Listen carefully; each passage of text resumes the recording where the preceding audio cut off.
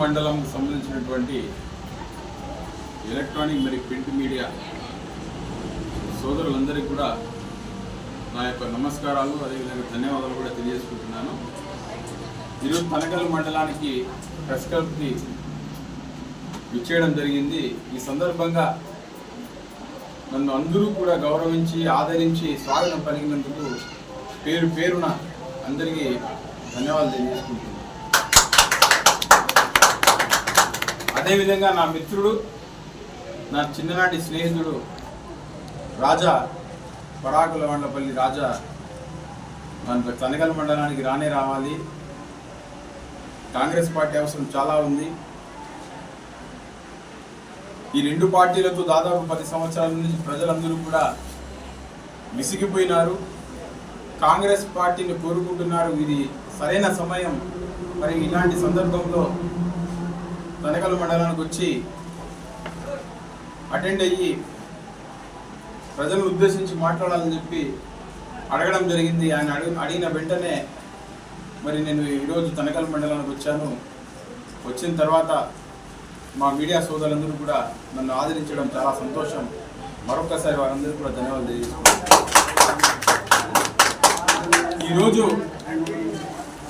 దేశ పరిస్థితులు ఏ విధంగా ఉన్నాయంటే, దాదాపు 10 సంవత్సరాల క్రితం ఈ దేశానికి మంచి రోజులు తీసుకొస్తాం, అక్షయని తీసుకొస్తామని చెప్పి అధికారంలోకి వచ్చినటువంటి భారతీయ జనతా పార్టీ,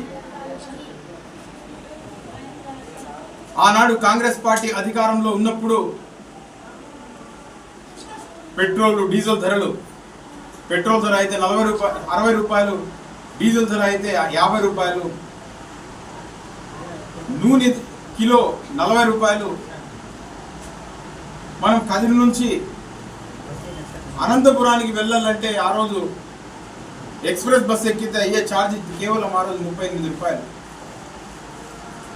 ఈరోజు అనంతపురం వెళ్ళాలంటే దాదాపు ఒక నార్మల్ బస్ ఎక్కితే 130 రూపాయలు, ఎక్స్ప్రెస్ బస్ ఎక్కితే 180 రూపీస్.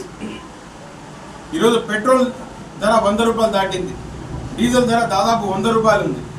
నిత్యావసర సరుకుల ధరలు పెరిగిపోయినాయి, కరెంటు బిల్లులు పెరిగిపోయినాయి. ప్రతి ఒక్కటి కూడా ఆకాశాన్ని ఈరోజు అంటుతున్నాయి. సామాన్య ప్రజలు ఏది కొనాలన్నా ఏది తినాలన్నా అనేక ఇబ్బందులు పడుతున్నటువంటి పరిస్థితి. అంతేకాకుండా ఈ దేశంలో కులాల మధ్య మతాల మధ్య చిచ్చు పెట్టి అగ్గి కాజేసి చలిమంట కాల్చుకున్నటువంటి పరిస్థితి ఈరోజు చూస్తూ ఉన్నాం.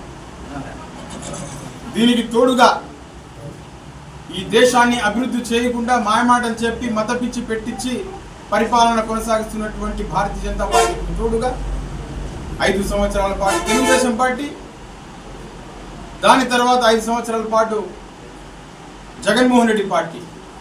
జగన్మోహన్ రెడ్డి గారు అధికారంలోకి రాకముందు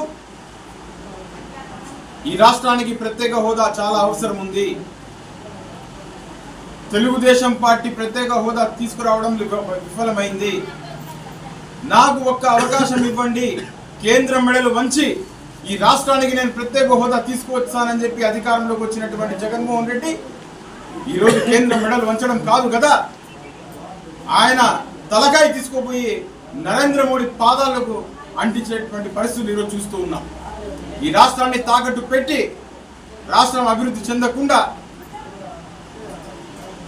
అధిక ధరలు చేసేసి ప్రజలకు అనేక ఇబ్బందులు పడుతున్నటువంటి పరిస్థితులు చూస్తున్నాం. పథకాల పేరుతో ప్రజలను మభ్యపెట్టి మాయపెట్టి ఆయన ఇచ్చేటువంటి పథకాల డబ్బులు మందు అలవాటు ఉన్నటువంటి మందు తాగే సోదరులకు కూడా సరిపోవడం లేదు ఈరోజు తెలియజేస్తున్నా. మందు అలవాటు ఉండే వాళ్ళు ఈరోజు వాళ్ళు సేవించేటువంటి మందు కొనలేనటువంటి పరిస్థితి.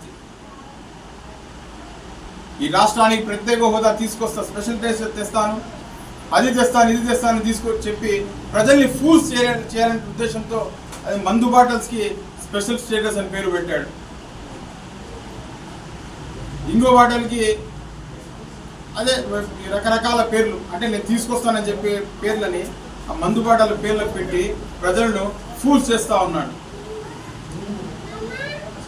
కదిరి నియోజకవర్గంలో దాదాపు 10 సంవత్సరాల నుంచి మనం మాట్లాడుకుంటే గతంలో పనిచేసినటువంటి ఎమ్మెల్యే కావచ్చు, ప్రస్తుతం ఉన్నటువంటి ఎమ్మెల్యే కావచ్చు, ఈ కదిరి నియోజకవర్గానికి చేసిన అభివృద్ధి శూన్యం. కేవలం వాళ్ళు కాంట్రాక్టులు పనులు పనిచేసుకుని డబ్బు సంపాదించుకోవడం కోసము, సోలార్లో డబ్బులు సంపాదించుకోవడం కోసము పదవి చేపట్టినారే తప్ప ప్రజల కోసం, ప్రజల శ్రేయస్సు కోసం ఏ రోజు ఆలోచించలేదు. ఈరోజు అధికార పార్టీ నుంచి, ప్రతిపక్ష పార్టీ నుంచి నిలబడినటువంటి వ్యక్తులు కూడా ధన దాహంతో పవర్ కోసం, సోలార్లో డబ్బులు వస్తాయనే దానికోసం అధికారంలో రావాలని చూస్తున్నారే తప్ప వాళ్లకు ప్రజల పట్ల, కదిరి నియోజకవర్గం పట్ల ఏ కమిట్మెంట్ లేదని చెప్పి తెలియజేస్తున్నా. నేను కదిరిలో పుట్టి, కదిరిలో పెరిగి, కదిరిలోనే చదువుకొని, కదిరిలోని నాయకునిగా ఎదిగి, కదిరి అసెంబ్లీకి ఎమ్మెల్యే అభ్యర్థిగా ఈరోజు పోటీ చేస్తున్నందుకు నాకు చాలా గర్వకారణంగా ఉంది, సంతోషంగా కూడా ఉంది. కదిరిలో చేయాల్సినటువంటి అభివృద్ధి కార్యక్రమాలు చాలా ఉన్నాయి.